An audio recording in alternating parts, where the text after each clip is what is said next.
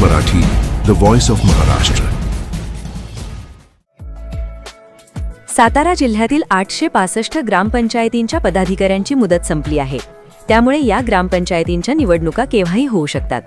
मात्र ग्रामपंचायतींवर थेट प्रशासक नियुक्त करण्याच्या राज्य सरकारच्या निर्णयाला मुंबई उच्च न्यायालयाच्या नागपूर खंडपीठाने जोरदार चपराक दिली असून राज्य शासनाने 23 जानेवारी 2026 रोजी जारी केलेल्या परिपत्रकाच्या अंमलबजावणीला न्यायालयाने अंतरिम स्थगिती दिली. म्हणूनच पुढील सुनावणीपर्यंत या संदर्भात कोणतीही कारवाई करू नये असे निर्देश राज्य शासनाला दिले आहेत.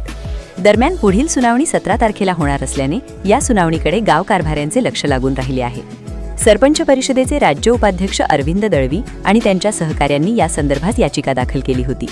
या याचिकेवर न्यायमूर्ती अनिल एस किलोर आणि न्यायमूर्ती राज डी वाकोडे यांच्या खंडपीठासमोर सुनावणी पार पडली.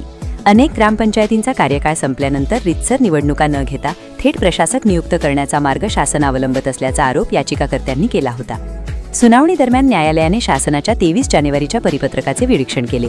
या परिपत्रकातील कारणे ही चुकीच्या आधारावर असल्याचे प्रथमदर्शनी न्यायालयाच्या निदर्शनास आले. खंडपीठाने नमूद केले की प्रशासक नियुक्तीबाबतची शासनाची भूमिका कायदेशीरदृष्ट्या टिकणारी नाही. त्यामुळे या प्रक्रियेला तात्पुरती स्थगिती देण्यात आली आहे.